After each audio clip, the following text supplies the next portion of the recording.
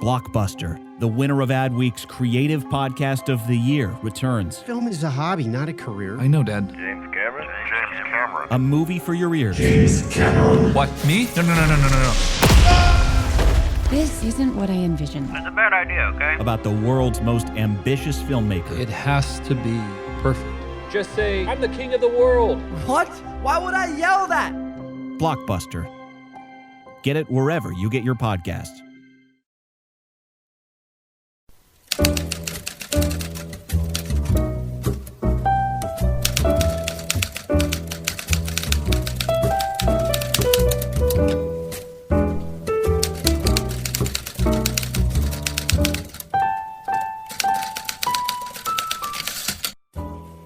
Hello, everyone, and welcome to today's episode of the Shelved Film Podcast. I am your host, Jeremy Meyer.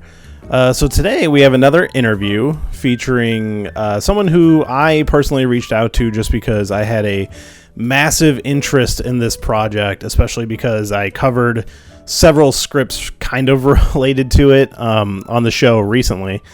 But today I'm talking to Shawn Lebert. Now, in late 2017... a short film dropped onto the internets called Dave. And Dave was described as a pitch short film or video for a Resident Evil television series that they hope to call Arklay, which is named after the forest around Resident Evil.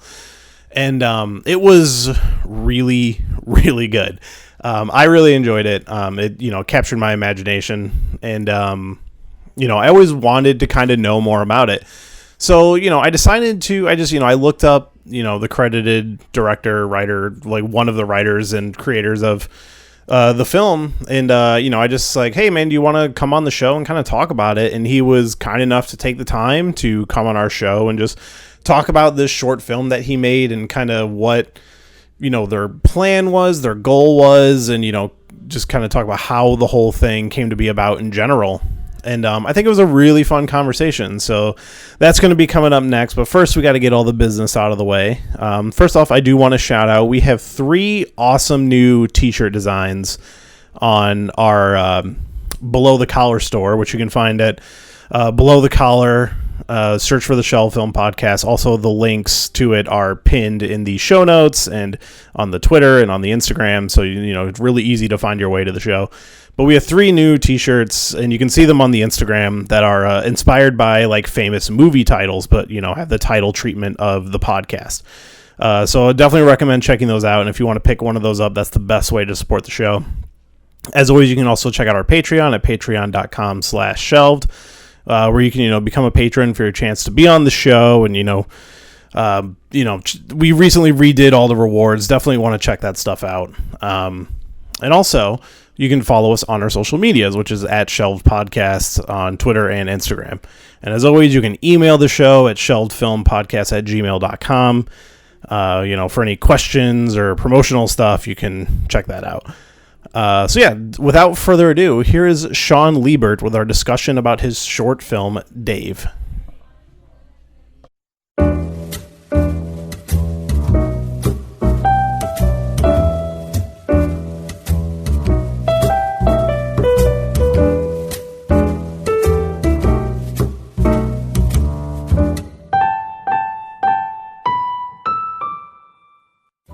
So first off, I just wanted to thank you for taking the time to do this. I know I was someone who just reached out, and you didn't have to take the time to do this. I always appreciate when someone takes the time to have a little chat. Of course. Thanks for having me too. I thought we'd just start with like the basics. I see on your Twitter when I looked you up, it says you're a video editor, I believe, for El Rey Network. Yes. So my day job is basically video editing, primarily for El Rey in the last couple of years now. That's primarily what I do for a living. And then, from time to time I'll direct and write and produce stuff. So, what led you into the industry or as a genre? Like, was it you wanted to make movies, or you just kind of like fell into it? Oh, for sure. Like that was one of the dreams that I had growing up, is that I wanted to visit movies as a director and a writer. And I actually went to film school at Savannah College of Art and Design, where I found a love for video editing too. So I kind of just found my way that way. And I know that in LA, a lot of people need video editors, and even cinematographers frequently. So that was like my go-to job of sorts. Yeah, and so that's primarily what you've been doing lately is just video editing? Yes. Yeah. I've dabbled in editing, never even with like probably the professional stuff that, you're using. But I've always just found it so fun and like fascinating. Like editing in a way is kind of like writing. Yep. And, yeah, there's a lot of like critical thinking when it comes to that, obviously. And I think primarily what drew me to video editing was like it's one big puzzle, and you kind of have to put all the pieces together and make it as best as possible. I think that's part of the fun.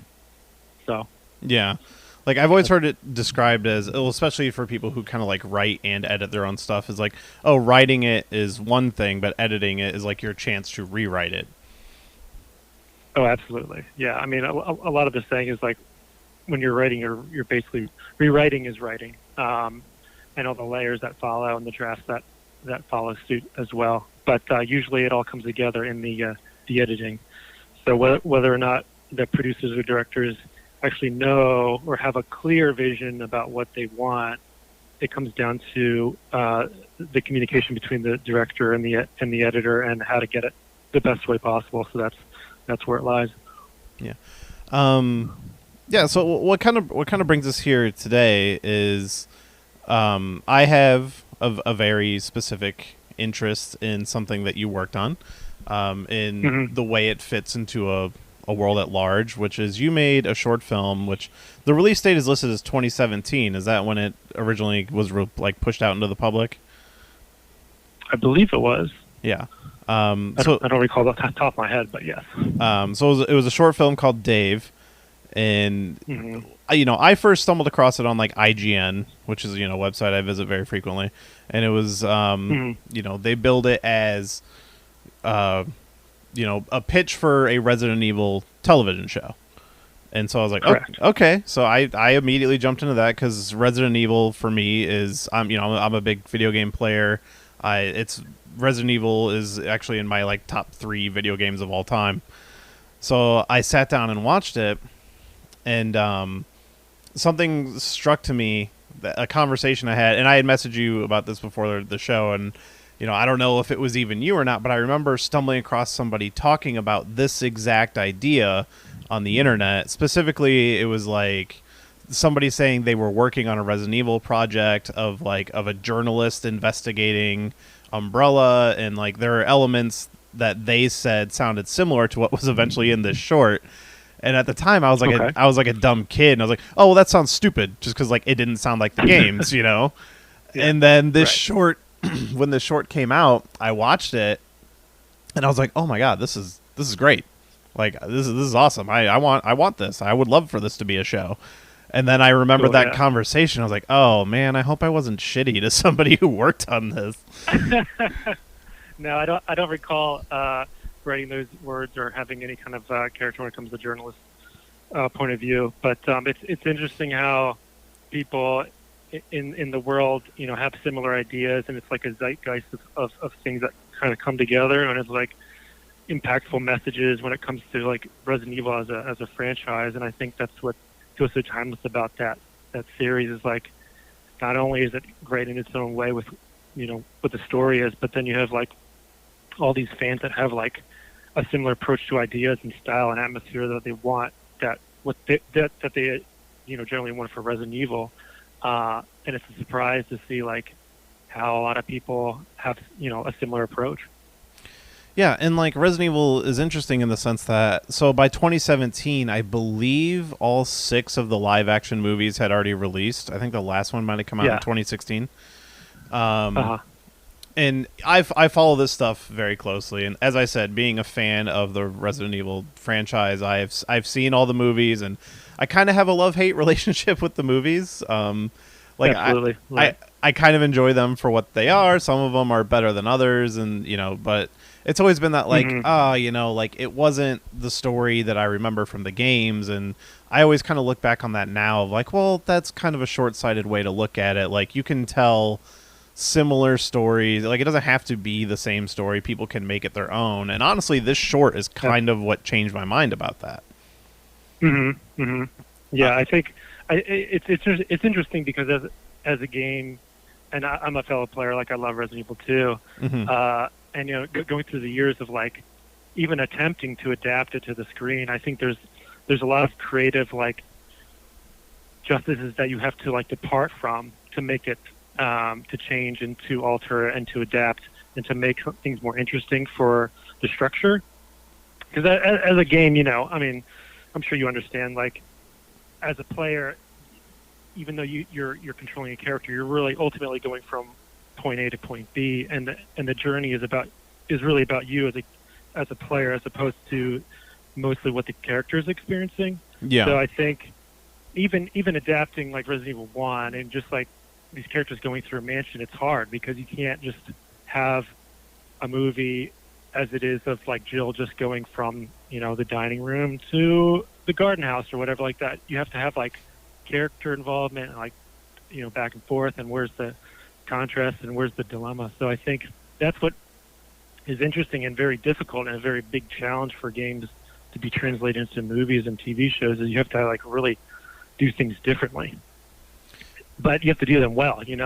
You are living up to what the game and the series is telling you, so you have to justify that too. Yeah. Are you familiar with the George Romero script for the movie that like came out years ago? Yeah, like I read it a long time ago, so Yeah. I hardly remember much, but there are like pieces of it that have settled with me. But no, I mean, if we talked about it now, I wouldn't remember too much. Yeah, so that's normally what we do on this podcast is like, we read scripts for movies that like never came out or changed drastically or whatever. It was actually like the second one we covered on the show. But that's kind of what he tried to do was, it did stick closer to the games, but it is trying to, like you said, a lot of Resident Evil, it's the tension, the slowness, and like, it's a puzzle game in some aspects. And that doesn't really make for an exciting movie. Exactly. Right. Yeah. So. But oh, go ahead. Go ahead. Oh, I was just going to mention how like there were just some things I remember that he did differently or merited. Like I think, if I recall correctly, like Ada Wong showed up at the very end and stuff like that, which is very interesting. Yeah, she does. And she like actually leaves with the Alpha team. Yeah, I think when they go into the laboratory at the end, she's like a scientist who works there. Yeah. Yeah, and she's trapped there, and she leaves with them. And Chris isn't actually on the police force. He's like dating Jill, and he's like a native of that area, and he just kind of stumbles into the situation looking for her. Yeah, that's interesting. Yeah, it was an interesting take, and like it might have been good. It might have not been. Who knows? Obviously, clearly the studio didn't see it that way. But yeah. I guess there was another version before that. That version's never leaked out to the public, but like transcripts of it have, or like descriptions of it, I guess hit like a video game magazine in the early 90s. Or late 90s, I guess. And that also, it was like a little similar but pretty different. I've always wanted to like get my hands on that, and I actually have a loose connection to the writer. I've been thinking about reaching out just to see if he'd be able to talk about it. Yeah, because I interviewed a director he worked with, so and I was like, cool. Oh, I wonder if they have their contact info. So I might seek that out at some point. Yeah, that's interesting. Like I don't recall ever hearing about or reading any kind of like different versions of the Romero script, but just whatever was released online. Yeah. So what brought you to this project, or like, how does one get mixed up into, hey, we might do a Resident Evil TV series? Well, that's very interesting. Like I think it just originally started where like it was a passion for me. Like I loved Resident Evil growing up, and playing the series in and out kind of like spawned the idea. But it wasn't early on that I like kind of like discovered in my own path and perspective, like how to introduce Resident Evil as a series, because I think the cast, the ensemble is like so big that I think you can't really justify doing something like that in a movie, as opposed to a television show where you can explore each and every character, and you can even explore the origins of those characters before they potentially die or anything like that, and it creates great mystery and suspense. So I like that aspect, and it wasn't until I think I saw Hannibal, the NBC show, where it kind of gave me an interesting idea for Albert Wesker as a character, kind of like the Hannibal character, where he's kind of like dancing around all these, with all these elements, but doing, planning all his schemes along the way. So I think that was what caught my interest, and I said, this is how to do a Resident Evil show. It's interesting because I actually never saw Hannibal, so. Oh no. Okay. Yeah. You instantly, if you do watch it, you'll be blown away by the visual style that it approaches. It's very dark and gritty and grim. So I think it translates even cinematically as a Resident Evil series if you approach it the same way, and that's what drew the inspiration. Yeah, and so I did rewatch the short this morning, and that it visually it always stood out to me. Like, I love the look of it. It's like a short thing. It's what, 12 minutes, something like that. Yeah. So it's like 4 characters. There's not like a lot in it, but it's really like pleasant to look at and just like a visual standpoint. And specifically, the only thing that happens that is even like kind of Resident Evil-esque is at the end. And I love the way, specifically even like the camera movement and as the way you're following the main actor, PJ Marshall, and the way he's like coming into the room and you see Dave standing there with like the deformed face and stuff. Like, that is the stuff that stuck with me. Yeah. I think what my co-writer Seth, who is also the cinematographer on it, like, we bounced back and forth about how to introduce these characters and have a good hook to them, and we came up with the idea, like, what if that this guy that they're investigating who died is actually his brother, and then that clicks. It was like, oh wow, that's the emotional punch that we need. So we, like you see, we have 12 minutes of exploring these characters in a dramatic way. But the twist is that there's some sort of supernatural force that's happening that that leaves you wanting more. Yeah, and I mean, obviously it worked for me. As I said before, like, I saw it the first time and I was like, oh, I want a whole series of this, and like kind of what it sets up. And like we said, it's 12 minutes, but you cram a lot into that 12 minutes. Like, we get to realize that, for one, the victim is his brother. That the cop stopping him at the door is like, hey man, you don't want to see this because of what it's going to do to you. Clearly the main character has some sort of issue with either drinking or pills. He's like popping stuff in the car, and then he clearly has an existing relationship with this woman, that this other detective, and you're getting a lot out of that runtime.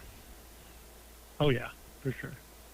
Yeah, so we decided on doing less for the plot and more about just like drawing out this building of tension throughout, and I think it came off pretty successfully. So we were really happy with that.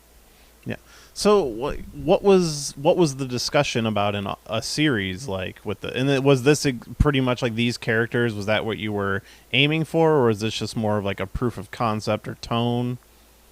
Yeah. So I just want to preface it because there's a lot of misinformation on the internet about how people assumed that this was like an official series from the get-go, and I think that disappointed a lot of people. Yeah. Once they saw the short and all that, so it's not official.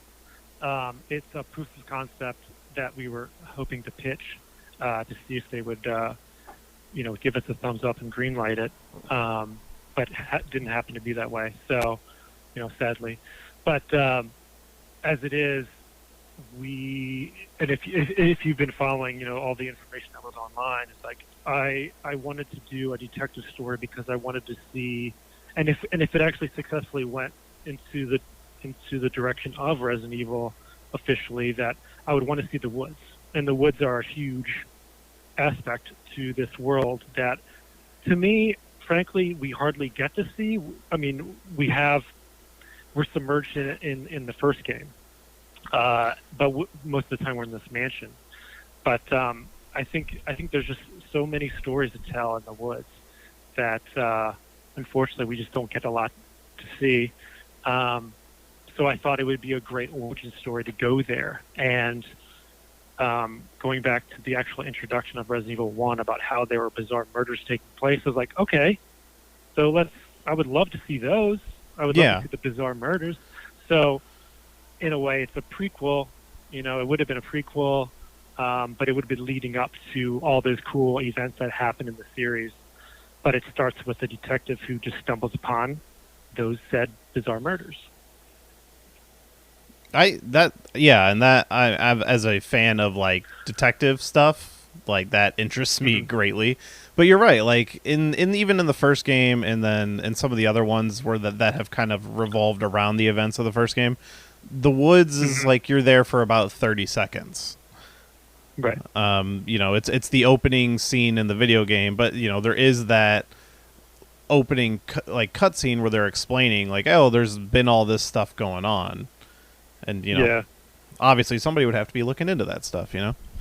I know. Yeah. I mean, and not to discredit Resident Evil 0 because that also takes place in there, but we also get to the train and then Resident Evil Outbreak happens and then we have maybe one scenario in the woods, which is interesting. But, I mean, there's just so much out there to explore that I think that's just so exciting. Yeah. And so did you guys ever even get to pitch it to anybody, or was it just kind of like hitting roadblock after roadblock? So we pitched it to one production company who had a connection to Constantine Film. And we had a few meetings there, but ultimately they decided to pass on it. And I think it just came down to the chatter between, okay, do we want to do an official series or do we want to do an original series? And I think the excitement between those two, it really comes down to like what Constantine Film wants as their own vision about the world, and then what we want as an original series. And then we also decided that there's so much to do and so many messages and conversations to have within a story that may not partake well in the Resident Evil series, but obviously we wanted something very serious and talk about the times, and we also decided that it's probably a better fit to go original anyway. Yeah. So essentially just something that isn't particularly related to Resident Evil. Right. So initially we had that fail-safe that if it didn't get picked up as a Resident Evil series, we still had original characters and original events which transpire that can be completely unrelated and it's on its own thing. It could be obviously it's an inspiration. It doesn't necessarily have to be official, but so we thought there's just much more to tell when it comes to original series. So that's where we went. Yeah, because obviously, like if you watch this short, there's nothing explicitly mentioning Resident Evil. Like there's no like logos or name drops or anything. So like the only way I even knew was because the way, you know, the article was presented towards me when it originally released. Right. So interesting enough, I did talk to someone else about this. So when we pitched it, we had two versions. We had the Resident Evil version, and then we had the original version. And in the official Resident Evil version of the pitch of the film, there's a deleted scene where Reinhardt, our detective, as he's in the kitchen, he finds a document which outlays all the information about who the brother is and that he's connected to the mayor of Raccoon City. Oh, wow.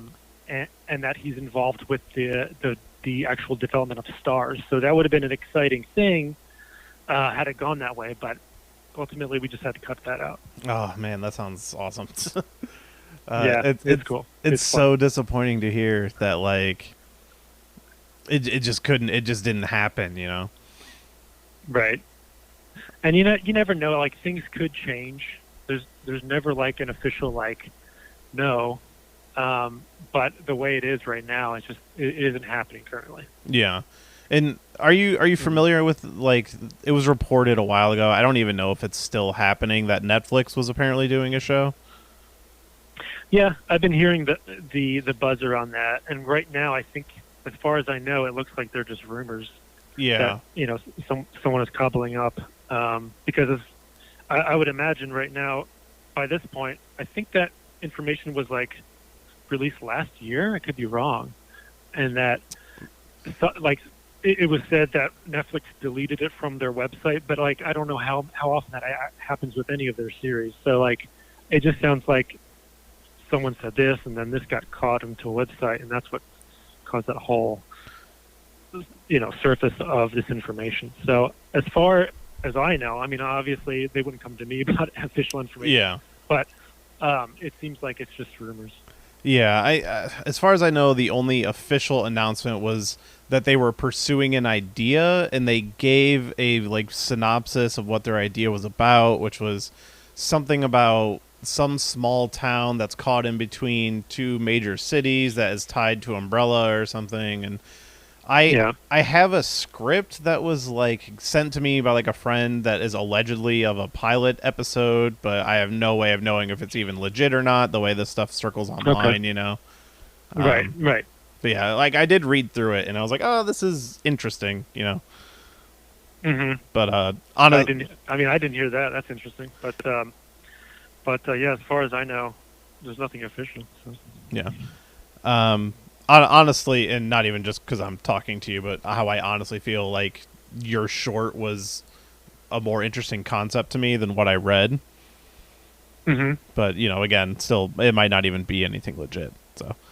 Well, yeah, again, I'm glad that so many people have so many positive reactions to the short, including yourself, and it pleases me to no end knowing that I did something good, because you know how hard it is. It's like, oh, absolutely, doing something, filming something you're passionate about. It's almost like directing Star Wars and hoping that you make something that pleases everyone. But it's just I'm just blown away that it's received so many positive reviews.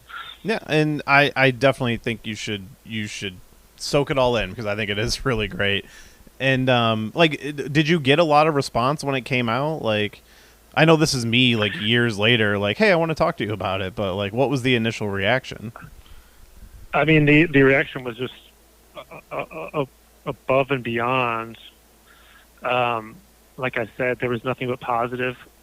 I can't imagine. I would imagine someone had a negative review, but well, there's always one. It's one of those things where nothing but positivity, and especially in a world where it's just nothing but YouTube comments and just any internet forum messages, it's all been positive.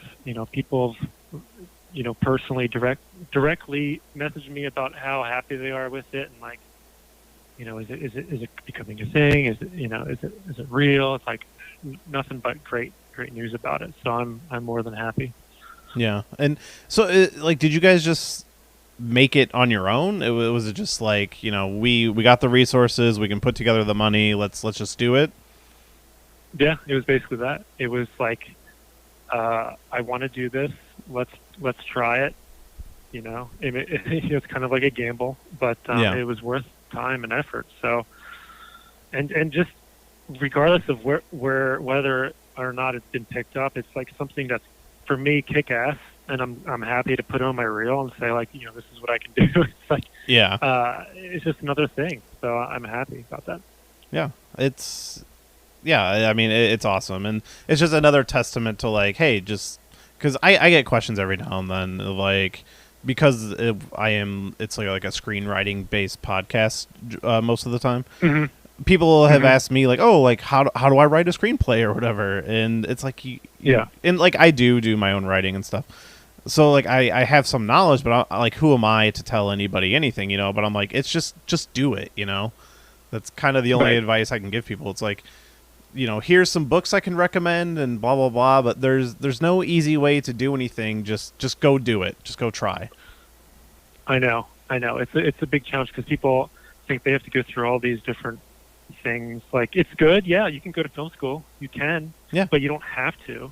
That's just a nice way of learning ahead of the curve, and figuring things out on your own and figuring out who you are and your identity as a writer or editor or director.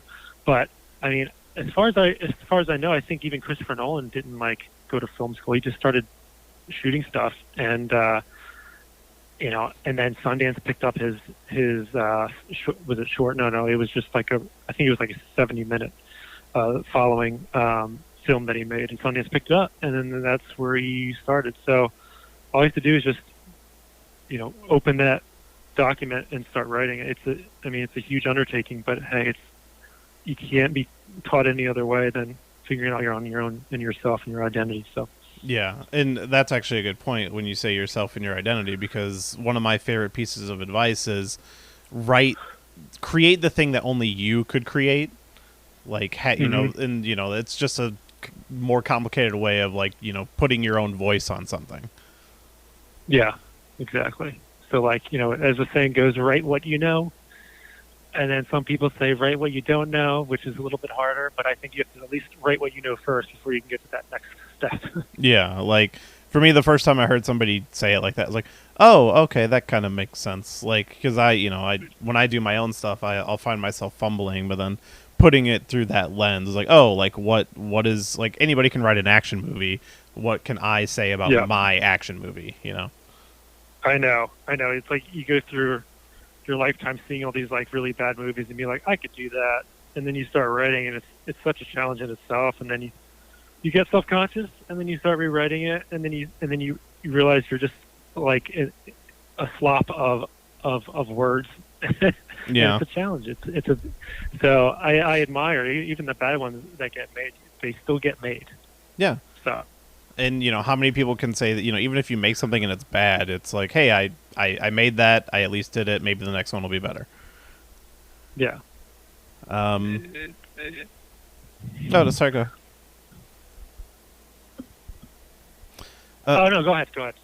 Oh, okay. Well, I was just going to add, like, is this... So, like, sitting on this, is this still something you think you would try to put out as, like, an original thing? Oh, yeah. You know, right now I'm writing an actual, like, pilot as it is. Like, I have a first draft of it, but I'm still awesome. going through the drafts. I'm hoping to get at least a season of material written before I start considering something seriously. I know there are different ways of handling it. Like, you can still write a pilot and get it filmed, and then it could be seen, and then they can greenlight an order of a series. But right now, if I have the time, I might as well, like, figure it all out first. Yeah, like, basically create the show Bible, as it were. Yeah, exactly. Yeah. I mean, not to ask you absolutely. specific details, but, like, do you have, like, ideas in your head of, like, oh, this is where I ideally would want it to go, or even to end, or blah, blah, blah? Yeah, I mean, again, it comes down to, like, every writer has their own way of doing things, but I've at least how I write, I like to write in cliffhangers. Like, I like those, like, fragments. Those fragments that come to me is when I think about, like, interesting moments of turns, and I'm like, oh, that would be cool to get there. So how do I write to that point? So I do have ideas leading throughout. It's just a matter about filling in those holes, you know? Yeah. Oh, well, even if it's, you know, as an original thing, I think the craftsmanship is fantastic, and I definitely wish the best for you on it. Thank you so much. Yeah. Sorry, I'm trying to think if I have anything else to ask about it. I mean, was there anything else you wanted to, like, get clear about it or say about this specifically? Or?